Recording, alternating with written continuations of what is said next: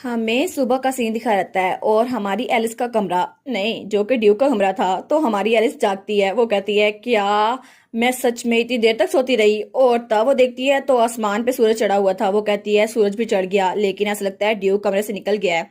तो वो सोचती है आखिर मैं इस कमरे में आ क्यों गई।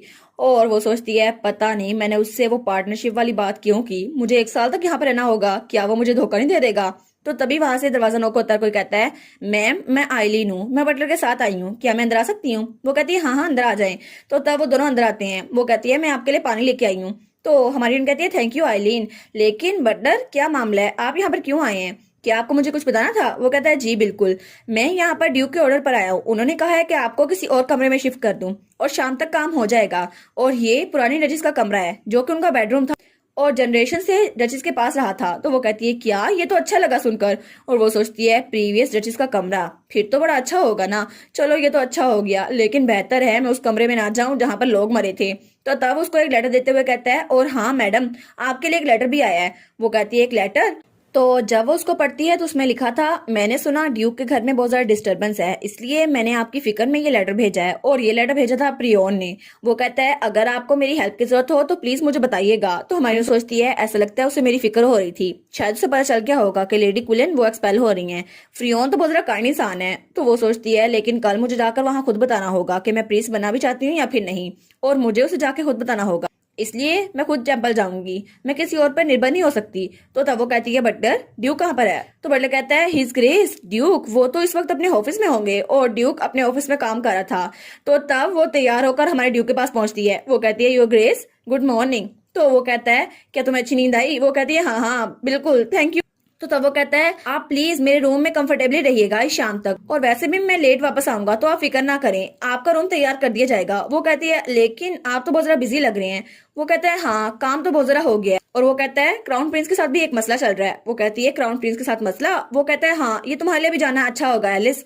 और तब उसे बताता हुआ कहता है क्योंकि अब से तो तुम मेरे साथ रहने वाली हो है ना। तो एलिस सोचती है क्या, देखो सही ये कैसे कैजुअली फ्लर्ट कर रहा है। वो कहता है अब के लिए मैं सेकंड प्रिंस को सपोर्ट नहीं करने वाला, और इसके अलावा फर्स्ट प्रिंस की हालत बहुत ज्यादा बुरी है, इसलिए मैं वहां पर कोई और कैंडिडेट ढूंढ रहा हूँ। तो हमारी सोचती है क्या कोई और कैंडिडेट, क्या ये थर्ड प्रिंस की बात नहीं करने वाला, वो कोई कैंडिडेट भी नहीं है, लेकिन शायद वो अपना टाइम नहीं वेस्ट करना चाहता। वो कहता है हम हंटिंग टूर्नामेंट तक कोई सूटेबल कैंडिडेट ढूंढना चाहते हैं, इसलिए मैं तुम्हें उस बारे में इन्फॉर्म करना चाहता हूँ। तो वो सोचती है नहीं नहीं तुम्हें थर्ड प्रिंस को चूज करना चाहिए, असल में तो वही विनर होगा ना।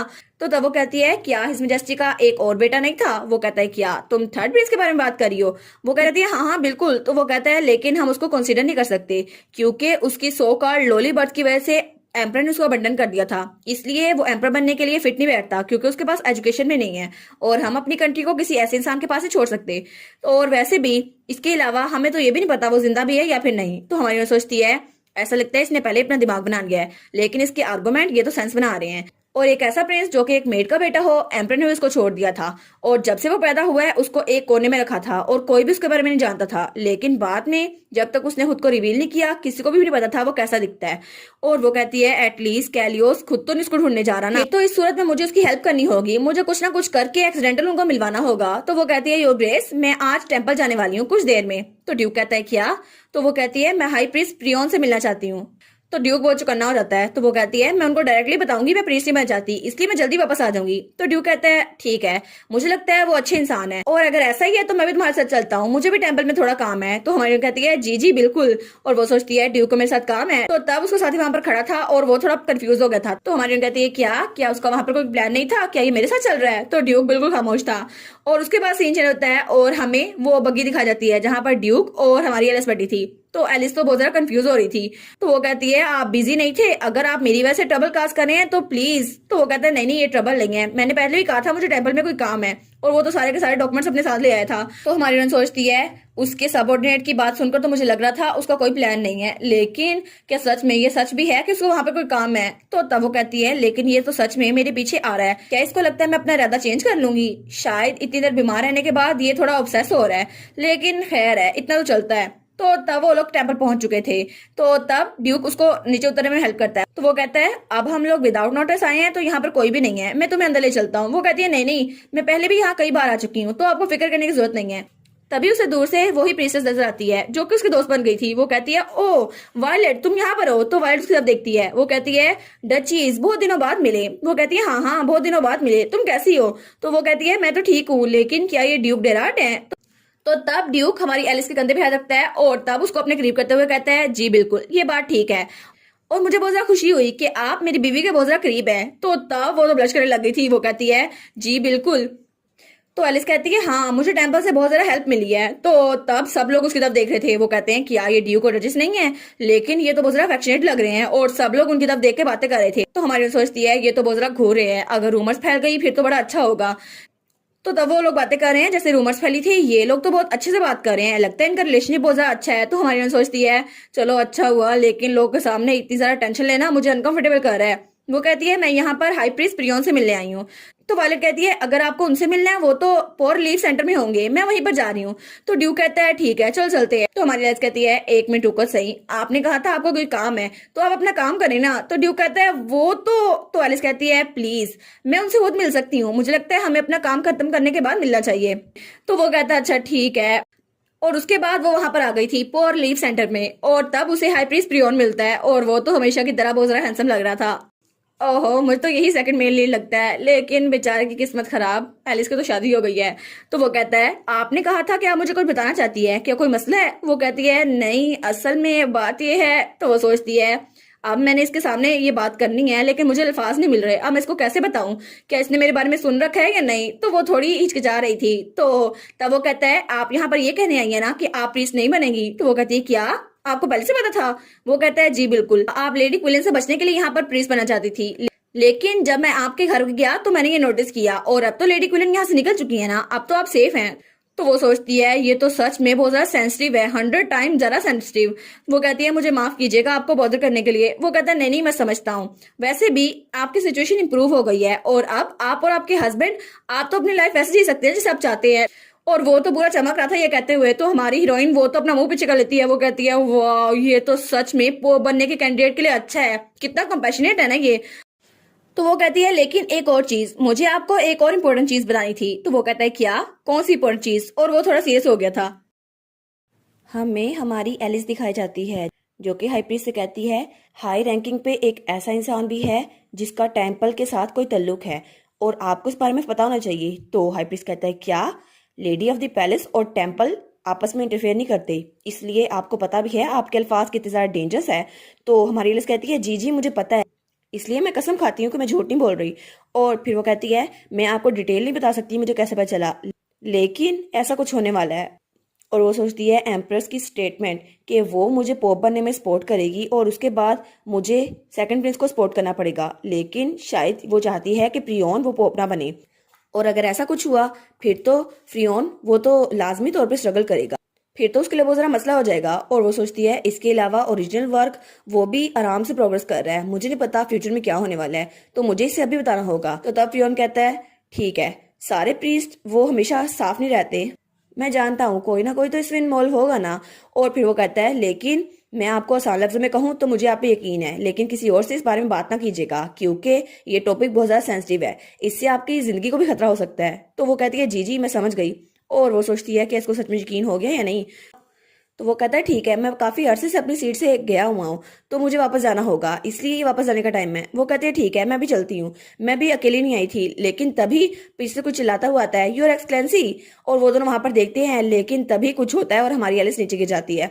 तो हाई प्रीस्ट कहता है क्या मैडम आप ठीक तो हैं। तो हमारी एलिस उसको तो चोट लग गई थी। वो कहती है आखिर ये था क्या, और वहां पर एक बच्ची गिरी हुई थी। वो कहती है क्या एक बच्ची। तो वो बच्ची कहती है ओ माय गॉड मेरी वजह से आप नीचे गिर गई, मुझे माफ कर दें प्लीज, मुझे माफ कर दें मैं गलत थी। तो हमारी यूनिट सोचती है क्या ये माफी क्यों मांग रही है। वो कहती है मैं तो डिप्टी के पास जाना चाहती थी ताकि मेरी मोम वो जल्दी से ठीक हो जाए, प्लीज मुझे माफ कर दे। तो हमारी यूनिट कहती है नहीं नहीं कोई बात नहीं, तुम्हें माफी मांगने की जरूरत नहीं है, और योर एक्सलेंसी प्लीज बच्चे को काम डाउन करे। तो तब प्रियोन वो थोड़ा नर्वस हुआ हुआ था। तो हमारी यूनिट सोचती है पता नहीं अभी ये ऐसा क्यों बिहेव कर रहा है। तो तब वो कहती है योर एक्सलेंसी। तो तब प्रियोन कहता है जी जी, और तब वो उठता है और हमारी हीरोइन को भी उठने में सहारा देता है। तो हमारी हीरोइन उसके पाँव में बहुत ज्यादा चोट लगी हुई थी और उसके पाँव में तो मोच आ गई थी। तो तब वो पिलर के सहारे खड़े हो जाती है। वो सोचती है लगता है मेरे पाँव में मोच आ गई है, लेकिन अब मैं इसको कैसे बताऊं। हाई प्रीस्ट उस बच्चे के पास जाता है और कहता है उठ जाओ तुम, मैडम ने कहा वो ठीक है, लेकिन ऐसा लगता है कि तुम्हें ज्यादा जल्दी थी और तुम ऐसे भाग नहीं सकती, वरना लोग को ज्यादा चोट लगेगी। और फिर वो कहता है इसलिए तुम्हें मैडम से माफी मांगनी चाहिए। तो वो कहती है मैं बहुत ज्यादा सॉरी हूँ और थैंक यू सो मच मुझे माफ करने के लिए। तो हमारी कहती है ऑल राइट, अब बस भागना ना। तो उसके बाद वो बड़े आराम से वहां से चल के जा रही थी, तो वो दोनों से जाते हुए देखते हैं। तो हमारी कहती है देखा, अब वो स्लोली चल रही है, ये तो अच्छा हुआ। तो तब हाई प्रीस्ट कहता है थैंक यू सो मच उसे माफ करने के लिए डचीज। तो वो कहती है नहीं कोई बात नहीं, वो बस एक छोटी बच्ची की मिस्टेक थी ना। वो कहता है नहीं, ऐसा लगता है आप कॉमनर्स की मिस्टेक को अंडरस्टैंड करती हैं, लेकिन कुछ नोबल ये नहीं समझते, वो समझते हैं ये किसी कॉमनर की मिस्टेक है ना किसी बच्चे की। तो हमारी सोचती है अच्छा, तो ये भी एक कॉमनर हुआ करता था, इसे पता है लोग इसके साथ कैसे सलूक करते थे, इसलिए इसको जरा फिक्र हो रही थी। और तब वो उसके पाँव की तरफ हाथ बढ़ाकर कहता है मैडम क्या आपके टूटने पर चोट आई है? वो कहती है जी, लेकिन आपको कैसे पता? वो कहता है एक्सक्यूज मी, मैं आपको ट्रीटमेंट कर देता हूँ। वो कहती है लेकिन आपको पता कैसे चला? वो कहता है आपका पाँव लड़खड़ा रहा था ना, मुझे इसलिए लगा। वो कहती है अच्छा, लेकिन ये ठीक है, मैं खुद इसको ठीक कर दूंगी, मेरे पास भी तो पावर है। वो कहता है नहीं नहीं, सेक्रेट पावर दूसरों पे यूज हो सकती है, अपने आप पर नहीं। वो कहती है अच्छा ठीक है, फिर तो मुझे आपकी हेल्प लेनी होगी। तो वो कहता है ओके, और उसके बाद उसने अपनी हीलिंग एबिलिटी यूज कर ली थी। और तब हमारी हीरोइन सोचती है अच्छा, तो हीलिंग पावर इतनी ज्यादा सेक्रेट होती है और इसकी एनर्जी ऐसी फील होती है बिल्कुल वार्मथ की तरह। तो तब वो सोचती है क्या ड्यूक को इसकी जरूरत नहीं होगी, तो शायद मैं प्रियोन से कहूँ कि वो ड्यूक को भी ठीक कर दे। तो तब हाई प्रीस्ट कहता है ये हो क्या आप ठीक हैं? वो कहती है जी जी मैं अब ठीक हूँ, थैंक यू। लेकिन तभी उसके शूज की हील वो नीचे टूट जाती है। तो वो कहती है क्या? तो हाई प्रीस्ट कहता है क्या? तो हमारी सोचती है ये तो सरेआम बेइज्जती हो गई मेरी। तो तब वो कहती है मुझे माफ कीजिएगा, लेकिन लगता है गिरने की वजह से हील टूट गई है, मुझे लगता है शायद इस शूज को फिक्स नहीं किया जा सकता। वो कहता है जी जी ऐसा ही है। तो हमारी कहती है फॉर्चुनेटली उस बच्चे को चोट नहीं आई, लेकिन अच्छा हुआ उसको इस बारे में पता नहीं था, वरना वो तो शौक से बेहोश हो रहती। तो तब हाई प्रीस्ट कहता है जी मैडम, आपकी काइंडनेस हमेशा शाइन करती रहेगी और प्लीज आप मुझे हाथ दीजिए, मैं आपको बग्गी तक पहुंचा देता हूँ। तो तब वो उसकी तरफ हाथ बढ़ाती है और कहती है थैंक यू। लेकिन तभी वहां से ड्यूक आता है। वो कहता है अपना हाथ पीछे रखें, आपको पता होना चाहिए प्लीज फ्रियोन, यहाँ बहुत सारे लोग आपको देख रहे हैं। तो तब ड्यूक वहां पर खड़ा उसको बड़े घूरी जा रहा था। तो हमारी हीरोइन कहती है योर हाइनेस। तो तब फ्रियोन कहता है नहीं नहीं, आपको कोई गलतफहमी हुई है, डचेस के शूज की हील वो टूट गई थी, इसलिए मैं उनको हाथ दे रहा था और कोई बात नहीं। वो कहता है अच्छा, फिर भी आपको कॉशियस होना चाहिए, बहुत सारे लोग आपको देख रहे हैं। तो तब वो उनके पास आ गया था। तो हाई प्रीस्ट वो उधर ही था। तो ड्यूक बहुत जरा घूर के हाई प्रीस्ट को देख रहा था। तो हाई प्रीस्ट कहता है क्या आप ये मुझे घूरी क्यों जा रहा है? तो तब हमारी हीरोइन सोचती है लगता है ये बहुत जरा गुस्सा है। तो वो कहती है नहीं नहीं, हाई प्रीस्ट ने मेरी हेल्प की थी, उन्होंने तो मुझे ट्रीट भी किया। वो कहता है क्या ट्रीटमेंट? क्या तुम्हें कहीं चोट आई है? वो कहती है नहीं नहीं, बस मेरा पाँव उसको मोच आ गई थी और कुछ नहीं, और अब तो ठीक हो गया है। तो हाई प्रीस्ट कहता है ठीक है, अब फिक्र करने की जरूरत नहीं है, और अब ड्यूक आ गए है ना, तो मैं चलता हूँ यहाँ से। तो ड्यूक कहता है हाँ जाओ यहाँ से। और उसके जाने के बाद वो उसको मुड़ के देख रहा था। तो तब हमारी सोचती है ऐसा लगता है ये तो एक समुराई है जो कि रेस्टोरेंट को प्रोटेक्ट कर रहा है, ये मेरे लिए इतनी ज्यादा फिक्रमंद है, और वो तो बिल्कुल किसी लूमड़ी की तरह लग रहा था। वो कहता है क्या तुम चल सकती हो? तो हमारी कहती है नहीं नहीं, मुझे लगता है मुझे नए शूज की जरूरत है। वो कहता है अच्छा ठीक है, तो मेरा हाथ पकड़ो। वो कहती है अच्छा, फिर तो प्लीज मुझे सपोर्ट करना, और उसकी तरफ अपना हाथ बढ़ाती है। लेकिन ड्यूक वो तो उसको गोद में उठा लेता है बिल्कुल प्रिंसेस स्टाइल में। वो कहती है ओ माय गॉड, ये आपने क्या किया? वो कहता है तुम इतनी ज्यादा सरप्राइज क्यों हो रही हो, ये पहली बार तो नहीं है जब मैं तुम्हें ऐसे उठाया। तो वो कहती है क्या? और तब वो उसको पुरानी रात का हवाला दे रहा था जब वो उसको उठाकर बेड तक लेके आया था। तो वो कहती है क्या आप उस बारे में बात कर रहे हैं? और वो तो ब्लश करने लग गई थी। वो ड्यूक के मुंह पे हाथ रखती है। वो कहती है प्लीज ऐसी बातें पब्लिक में ना कहें, लोगों ने सुन लिया तो गलत समझेंगे। वो कहता है मैं तो सांस नहीं ले पा रहा। तो वो अपना हाथ पीछे कर लेती है। तो फिर वो उसके करीब होता हुआ कहता है क्या अब हमें चलना चाहिए? वैसे भी ये कंफर्टेबल होगा, मैं तुम्हें ऐसे लेके चलूं। तो वो कहती है प्लीज मुझे नीचे उतारे, मैं चल सकती हूँ। वो कहता है लेकिन एक लेडी का बिना शूज के चलना बहुत जरा डिसरिस्पेक्टफुल है, तो मुझे लगता है आपको ऐसे नहीं चलना चाहिए। वो कहती है अच्छा ठीक है। और वो सोचती है एक मिनट, अगर हम इस रास्ते से जाने वाले हैं तो वहां पर तो बहुत सारे लोग होंगे। और तब ड्यूक उसको उठाकर वहां से ले जा रहा था, और वहां पर सब लोग खड़े थे, हाई प्रीस्ट प्रियोन भी और बाकी भी बहुत सारे लोग। तो तब हाई प्रीस्ट कहता है क्या? तो सब पीछे से कहते हैं ये तो ड्यूक और डचेस है ना, डिराट फैमिली के। तो हाई प्रीस्ट वो तो थोड़ा जेलस हो रहा था, या फिर थोड़ा कंफ्यूज या शर्मिंदा। तो हमारी हीरोइन वो तो बहुत ज्यादा ब्लश कर रही थी, और हमारा ड्यूक वो तो बड़ी प्राउड नजर से देख रहा था उसकी तरफ। तो तब हमारी हीरोइन सोचती है मैं तो अपना चेहरा उठा ही नहीं पा रही, मुझे कितनी ज्यादा शर्मिंदगी हो रही है। लेकिन ड्यूक वो तो उसको उठा के ले जा रहा था, और सब लोग उसी को देखी जा रहे थे। तब वो इंटरेस्ट तक पहुंच चुके थे। तो हमारी कहती है प्लीज अब तो मुझे नीचे उतार दें, आप तो मैं यहाँ से कैरेज तक चल के जा सकती हूँ। तो ड्यूक कहता है नहीं, मैं आपको अभी नहीं उतार सकता। और तब वो उसे सीढ़ियों से नीचे ले आया था। तो तब वहां पर जो कोच वन खड़ा था वो कहता है ओ माय गॉड, ड्यूक ने डचेस को उठाया हुआ है, और उसका पर्सपेक्टिव कुछ ज्यादा रोमांटिक था। तो हमारी कहती है प्लीज अब तो मुझे नीचे उतार दें, अब तो बग्गी सामने खड़ी है। तो ड्यूक कहता है अच्छा ठीक है, और वो सोचता है ये कितनी ज्यादा क्यूट है। तो हमारी सोचती है अब इसमें हंसने की क्या बात है, ये स्माइल क्यों कर रहा है? तो तब उसको नीचे उतार देता है। वो कहता है ठीक है जैसा आप कहें। तो तब हमारी हीरोइन उसकी तरफ देखती है तो वो कहता है वेल मैंने उस शख्स को वो दिखा दिया जो मुझे दिखाना था, क्योंकि मैं उसके लिए ये कर रहा था। तो हमारी कहती है क्या, किसके लिए कर रहे थे? तो तब इसको वो बुलाता है योर ग्रेस। तो हमारी हीरोइन उस तरफ देखती है, वो कहती है ये आवाज, ये तो डेविड की है ना? तो डेविड वहां चलता हुआ आता है। तो हमारी हीरोइन कहती है क्या, अब ये यहाँ पर कैसे? तो ड्यूक कहता है तुम यहाँ पर क्यों आए डेविड? तो डेविड कहता है मुझे माफ कीजिएगा लेकिन रॉयल पैलेस से एक मैसेज आया है। तो ड्यूक कहता है क्या, कौन सा मैसेज? तो वो कहता है बात यह है कि लेडी क्विलन और उनका बेटा वो दोनों मर चुके हैं। तो हमारी एलिस और ड्यूक दोनों शॉक हो गए थे। तो ड्यूक कहता है क्या, वो मर गए? लेकिन कैसे? अभी कल तक तो वो जिंदा थे।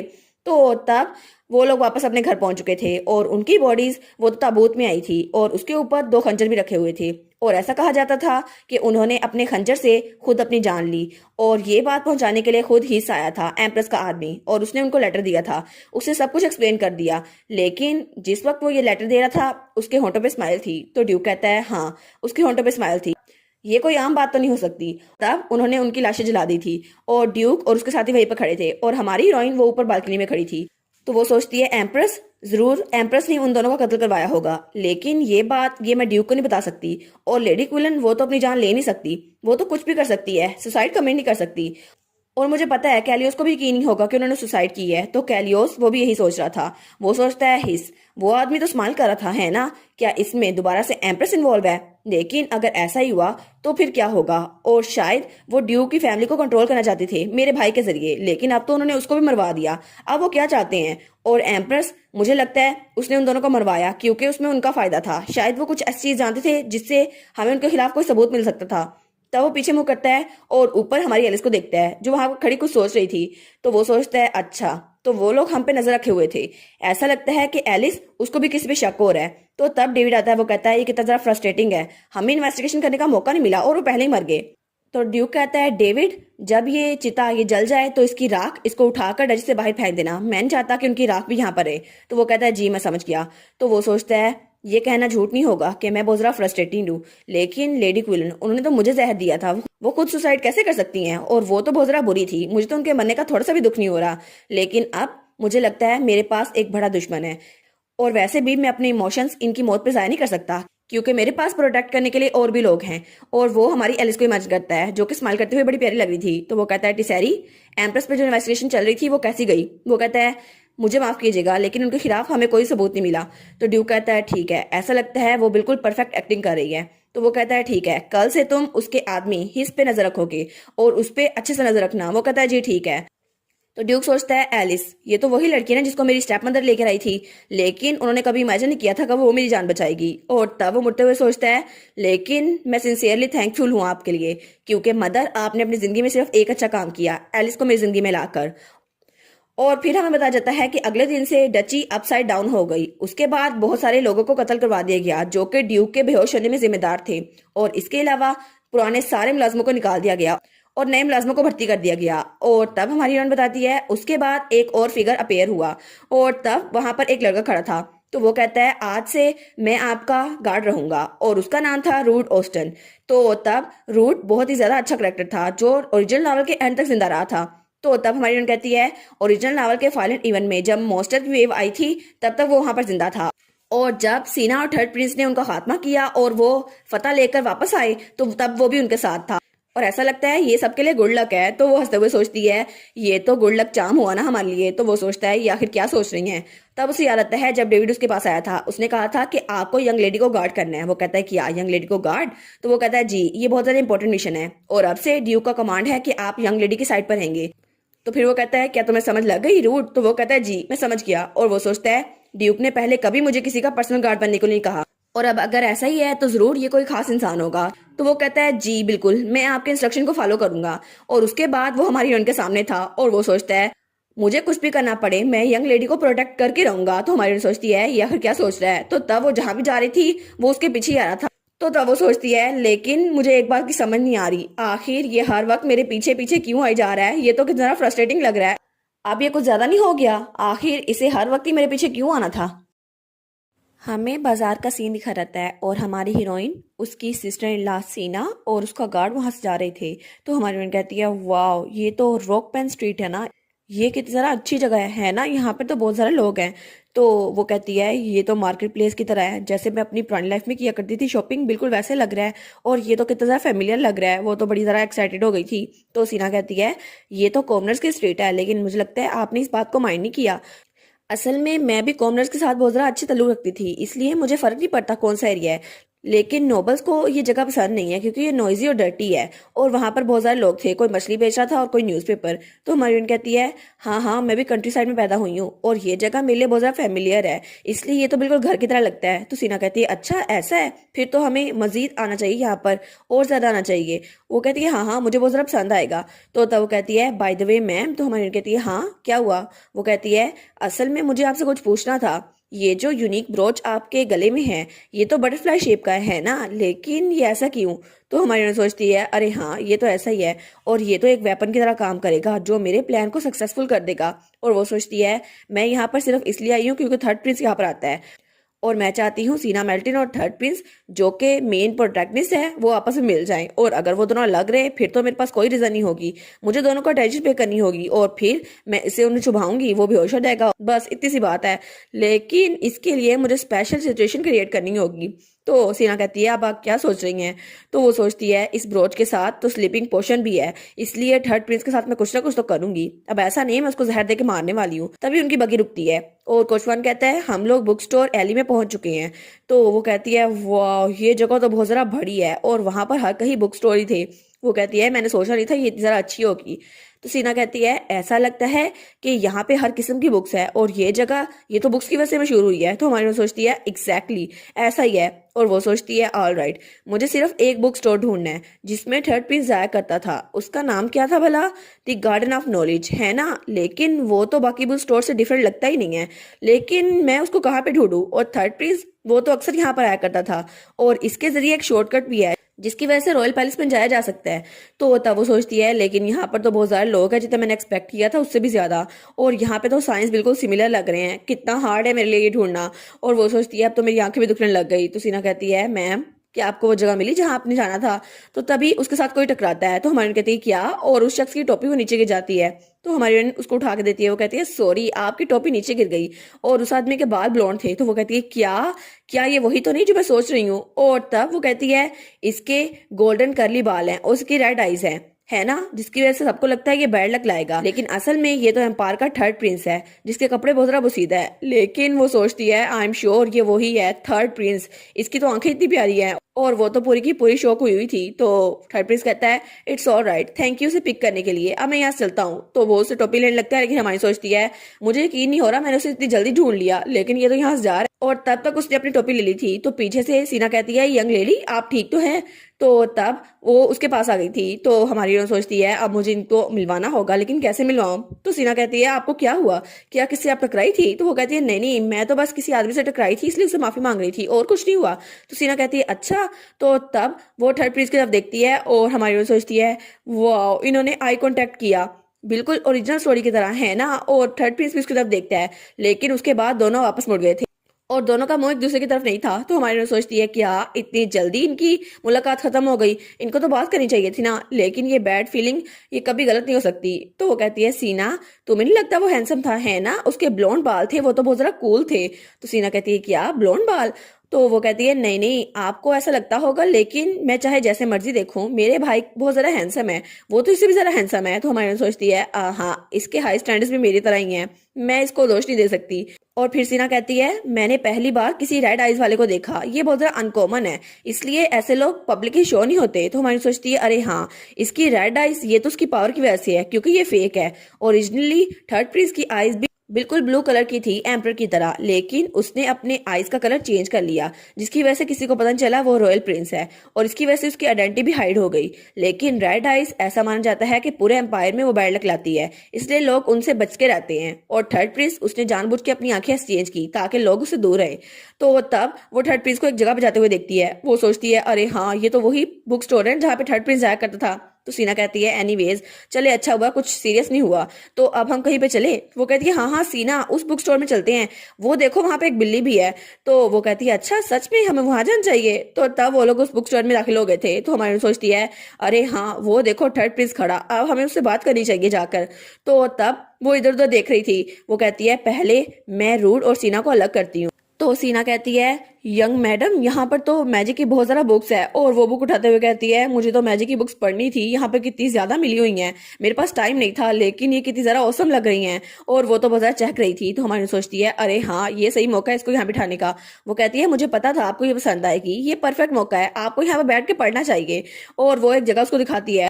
तो सीना कहती है ये तो कितनी नाइस और सनी जगह है ना, मुझे यहाँ पर बैठना चाहिए। तो हमारी सोचती है ऑल राइट, अब मैंने सीना को इससे अलग कर दिया, बस अब मेन मसला बचा है रूड का, मेरा गार्ड जो मेरे पीछे पड़ा हुआ है। वो सोचती है अब इससे कैसे जान छुड़ाऊं।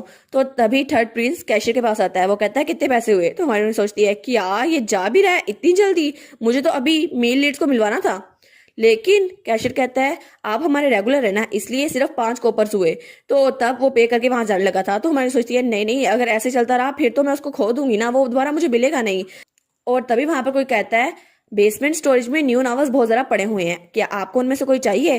और दूसरी कहती है आपकी जैसे वर्ड्स हैं मुझे लगता है ये ठीक ही होगा, मुझे वो नॉवेल्स खरीदने हैं। तो हमारी सोचती है अरे हाँ आइडिया, मैं इसको यूज कर सकती हूँ। तो दुकानदार कहता है इस बार ये जेन्युइन है, यहाँ बहुत ज्यादा 10 न्यू बुक्स आई हैं और वो बहुत ज्यादा पॉपुलर है, आपको वो खरीदनी चाहिए। तो हमारी सोचती है वो बुक्स बेसमेंट में है ना, फिर तो मुझे टाइम मिल जाएगा। तो वो चिल्ला कहती है शॉपकीपर, और सब लोग कहते हैं कि यार ये चिल्ला क्यों रही है। तो वो कहती है मुझे वो सारी की सारी बुक्स चाहिए। और वो तो थोड़ी शर्मिंदा भी हो गई थी। तो रूट कहता है मैडम आपको रोमांटिक नावल वाली बुक्स चाहिए। तो शॉपकीपर कहता है जी। तो हमारी कहती है जी बिल्कुल, मुझे वही चाहिए जिसमें पैशनेट रोमांस नावल होते हैं, और उसमें तो कुछ ज्यादा ही अजीब सीन थे। तो हमारी कहती है हाँ हाँ मुझे वही चाहिए। लेकिन वो दुकानदार कहता है आपकी आंख तो बहुत ज्यादा अच्छी है, मुझे लगा है अभी जो न्यू चीजें आएंगी आपके लिए अच्छी रहेंगी। तो रूड वो तो थोड़ा एम्बेरस हो जाता है। वो कहता है ये यंग लेडी कैसी चीजें पढ़ती हैं। तो तब वो चिल्ला कहती है जी जी मुझे सारी की सारी बुक्स चाहिए न्यू की न्यू। तो दुकानदार कहता है अब तो मेरे पास पैसे ही पैसे आएंगे, अब तो मैं आपको सारी की सारी दे दूंगा। तो तब हमारी कहती है सर रूड प्लीज शॉपकीपर की हेल्प कीजिए बुक्स को यहाँ लाने में, मैं चाहती हूँ कि उन बुक्स को देखो, मुझे सच में वो जेनरा बहुत ज्यादा पसंद है। और वो सोचती है मेरा रिलेशनशिप रूड के साथ तो बिल्कुल खराब हो गया है क्योंकि मैंने ऐसी बुक्स का कहा है।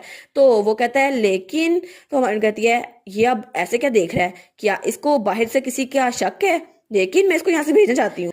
तो वो कहती है नहीं नहीं आप फिक्र ना करें, मैं यहीं पर रुकी हुई हूँ, आप जाए और जल्दी वापस आए। वो कहता है अच्छा ठीक है मैं अभी वापस आता हूँ। तो दुकानदार कहता है प्लीज मुझे फॉलो कीजिए। तो हमारी कहती है थैंक यू, प्लीज मेरे बारे में फिक्र ना करना और अपना टाइम लेना। और उसके बाद वो वहां चला गया था। तो हमारी हीरोइन भी जल्दी से उस बुक शॉप से बाहर निकलती है।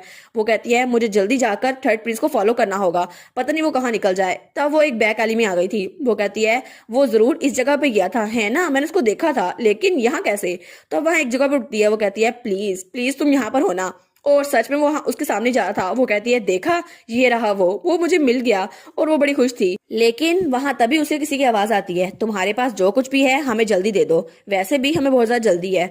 तो हमारी कहती है क्या, अब ये किसकी आवाज थी। तो तब वहां पर कुछ लुटेरे थे। वो कहते हैं ऐसा लगता है कि तुम्हारे पीछे भी एक कस्टमर है। और तब हमारी हीरोइन उसको उन्होंने देख लिया था। और थर्ड प्रिंस वो भी पीछे मुड़कर उसको देखता है। तो हमारी कहती है क्या, ये तो बहुत ज्यादा बुरा हो गया, मुझे लगता है चीजें बहुत ज्यादा कॉम्प्लिकेटेड होने वाली है, मैं तो थर्ड प्रिंस के पीछे आई थी, लेकिन ये लुटेरे कहाँ से आ गए, अब मैं क्या करूं, मेरी हीलिंग एबिलिटी तो किसी काम की भी नहीं है, क्या थर्ड प्रिंस मेरी हेल्प करेगा या हम दोनों को यहाँ से भागना पड़ेगा। हमें हमारा ड्यूक दिखाया जाता है जो कि छुपकर हमारी एलिस पे नजर रख रहा था।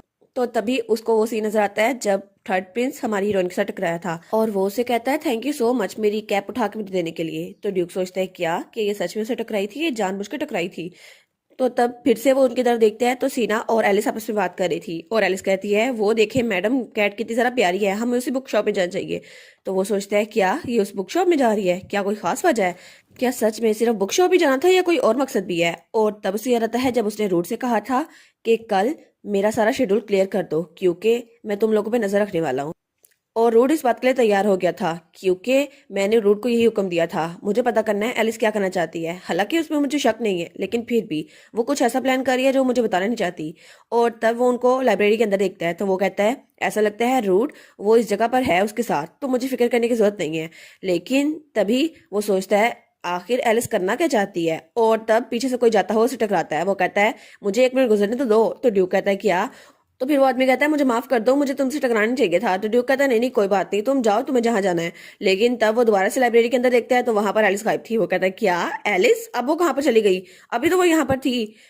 और उसके बाद हमें फिर से वही सीन दिखा रहता है जहां पर हमारी एलिस और थर्ड प्रिंस के सामने वही लुटेरे थे। वो कहते हैं ओ माय गॉड, आज तो हमारे पास 2 कस्टमर आए हैं। तो हमारी वो सोचती है क्या क्या मुझे थर्ड प्रिंस के साथ भाग जाना चाहिए, लेकिन अगर हम पकड़े गए फिर तो ज्यादा प्रोवोक करेंगे हम इन्हें, इनका गुस्सा ज्यादा हो जाएगा। तो तभी उस लुटेरे का हाथ थर्ड प्रिंस पकड़ लेता है। वो कहता है इस औरत को हाथ मत लगाना, तुम्हें जो भी मसला है मुझसे बात करो। वो कहता है क्या, आखिर अब तुम कौन हो? एक ऐसा आदमी जिसकी लाल आंखें हैं, जो कि बदकिस्मती की अलामत है, मैं तुमसे बात क्यों करूंगा? तो तब वो अपना हाथ पीछे कर लेता है। तो वो सोचती है हाँ बिल्कुल, थर्ड प्रिंस के पास एक स्पेशल एबिलिटी है, क्या वो अपनी इस एबिलिटी को यूज करेगा ताकि वो मुझे और अपने आप को बचा सके? हाँ वो ऐसा कर सकता है, लेकिन उसका ख्याल ख्याल रह जाता है क्योंकि थर्ड प्रिंस अगले ही पल जमीन पे गिरा हुआ था। वो कहती है क्या ये जमीन पे गिर गया? तो लुटेरे कहते हैं ऐसा लगता है तुम तो हमारा एक मौका भी बर्दाश्त नहीं कर सकते, और तुम्हारी आंखें ये तो है ही रेड। तो हमारी सोचती है क्या अभी क्या हुआ, क्या गलत हुआ, इसने अपनी पावर यूज क्यों नहीं की? तो तब वो आदमी कहता है हमें लेडी को इंतजार नहीं करवाना चाहिए, अब तुम्हारी बारी है। तो हमारी हीरोइन सोचती है क्या क्या ये मेरी तरफ बढ़ रहा है? तो तब वो अपना ब्रोच निकालने लगती है। वो कहता है तुम्हारे पास जो भी है हमें दे दो, या फिर हम ये कहें यंग लेडी कि तुम्हें हमारे साथ जाना होगा। तो हमारी हीरोइन सोचती है क्या ये मुझे मारने वाले हैं? तो तब अपना ब्रोच निकाल के अपने हाथ पकड़ लेती है। वो कहती है ठीक है, तो तुम लोगों में से मुझे किसके साथ जाना होगा? लेकिन तब उनमें से एक अपना हाथ आगे बढ़ाता है तो हमारी हीरोइन उसके हाथ पे सुई चुभो देती है जो कि उसके ब्रोच की थी, और उसने वो पूरा ब्रोच उसके हाथ में मार दिया था। तो वो आदमी कहते हैं क्या, और वो जल्दी से पीछे रहता है। तो वो कहता है आखिर यहाँ हो क्या रहा है? तो हमारी हीरोइन वो भी पीछे रहती है। तो वो आदमी कहता है इसने एक ब्रोच के साथ मेरे हाथ में स्टैब किया, ये तो सच में, आखिर इसमें इतनी हिम्मत कैसे आई? लेकिन तभी उसे चक्कर आने लगते हैं और धर्म से हमारी एलिस के आगे करता है। तो हमारी एलिस कहती है क्या चलो एक तो गया, तो दूसरा उसका साथी उसके पास आता है। वो कहता है ओए तुम्हें क्या हुआ, क्या तुम ठीक हो? तो हमारी सोचती है आखिर वो ठीक कैसे हो सकता है, इस ब्रोच में तो इतनी पावर है कि 1 हफ्ते तक वो सोता रहेगा, इसमें तो इतनी ज्यादा स्लीपिंग पिल्स मिली हुई हैं। तो वो सोचती है मैंने अच्छा काम किया। तो उसका दूसरा साथी उसकी तरफ बढ़ता है। वो कहता है तुम्हारी हिम्मत कैसे हुई हम पे ऐसे ट्रिक्स यूज करने की? तो हमारी एलिस कहती है अगर तुम्हें खुशी नहीं हो रही तो तुम भी मेरे पास आओ, तुम पे भी ये यूज करती हूँ। तब वो दोबारा से उस पर हमला करने लगती है, लेकिन वो आदमी वो उसका हाथ पीछे झटक देता है और उसका ब्रोच वो नीचे जाकर गिरता है। तो हमारी एलिस सोचती है ओ नो, अब तो ये मुझे मारेगा, लेकिन वो अपनी आंखें बंद कर लेती है। मगर पीछे से थर्ड प्रिंस उस आदमी को पकड़ लेता है और वो उसका गला पकड़े हुए था। तो हमारी एलिस कहती है क्या थर्ड प्रिंस क्या इस हालत में है कि ये लड़ सके? और थर्ड प्रिंस तो बहुत ज्यादा कमजोर लग रहा था, लेकिन तभी वो उस आदमी को नीचे गिरा देता है और उसके साथ ही वहां नीचे गिर जाता है। तो हमारी एलिस कहती है क्या क्या ये बहुत ज्यादा कमजोर था, लेकिन आखिर कैसे, क्या इसने कोई स्पेल कास्ट किया है, आखिर इसने उसे नीचे कैसे पटका? तो तब वो थर्ड प्रिंस के पास आती है, कहती है एक्सक्यूज मी आप ठीक तो हैं? लेकिन थर्ड प्रिंस को रिस्पॉन्स देता। तब वो देखती है तो उसके माथे से खून निकला था। वो कहती है लगता है ये दोनों आपस में टकराए हैं, इसलिए तो ये अभी उठ नहीं रहा, लगता है इसको बहुत ज्यादा चोट लगी है। और वो सोचती है 1 मिनट रुको, इसको मुझे अभी ट्रीट करना होगा ताकि इसका जख्म हील हो जाए। और वो सोचती है मैं श्योर करना चाहती हूँ कि सीना इसे देख ले, लेकिन एक बार अगर इसको होश आ गया फिर तो ये यहाँ चला जाएगा। तो तब वो कहती है बस मुझे थोड़ी सी एनर्जी यूज करनी है, बस थोड़ी सी हीलिंग एबिलिटी, और उसके बाद ये होश में नहीं आएगा, लेकिन ये ठीक हो जाएगा। और तब वो अपनी पावर का एडजस्ट करके उसमें यूज करती है, लेकिन वो तो खुद बहुत ज्यादा थक गई थी। वो कहती है ये कितना ज्यादा थका देने वाला है अपनी हीलिंग एबिलिटी को यूज करना। और थर्ड प्रिंस वो बिल्कुल ठीक हो गया था और वो सोचती है पता नहीं इसने अपनी पावर्स का इस्तेमाल क्यों नहीं किया। थर्ड प्रिंस के पास तो कुछ ऐसी पावर है जो किसी और के पास है ही नहीं, और इसके पास जो पावर है वो है फायर एलिमेंटिस, इसके पास आग की पावर है, ये आग को कंट्रोल भी कर सकता है और उससे बातें भी कर सकता है। और एक एलिमेंटिस वो है जो कि एक स्पिरिट के साथ कॉन्ट्रैक्ट करता है, और इसने एक आग की स्पिरिट के साथ कॉन्ट्रैक्ट किया था। हालांकि एम्पायर में बहुत सारे लोग हैं जो पानी, हवा, आग और जमीन के साथ अपना कॉन्ट्रैक्ट करते हैं और उसके बदले में उनको पावर्स मिलती हैं, लेकिन इसका बहुत ज्यादा फायदा है, और शायद यही है थर्ड प्रिंस की एबिलिटी जिसकी वजह से वो अपनी आंखों का कलर भी चेंज कर सकता है।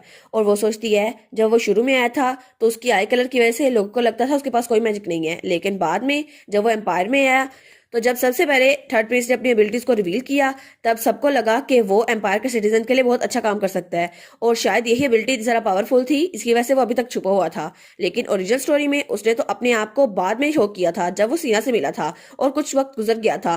तो तभी वहां पर सीना और रूड आते हैं उसका गार्ड। वो कहते हैं माई लेडी आप ठीक तो हैं? तो हमारी सोचती है चलो ये आ तो गए।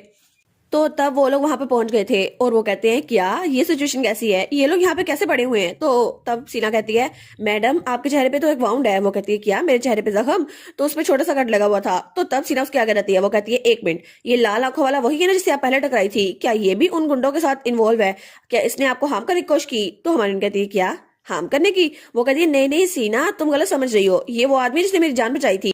और आखिर मैं अकेले इन सब का सामना कैसे कर सकती थी। तो सीना कहती है जी माय लेडी, लेकिन क्या ये लोग ये मर चुके हैं। तो हमारी कहती है नहीं नहीं, ऐसा लगता है ये लोग बेहोश हुए हैं।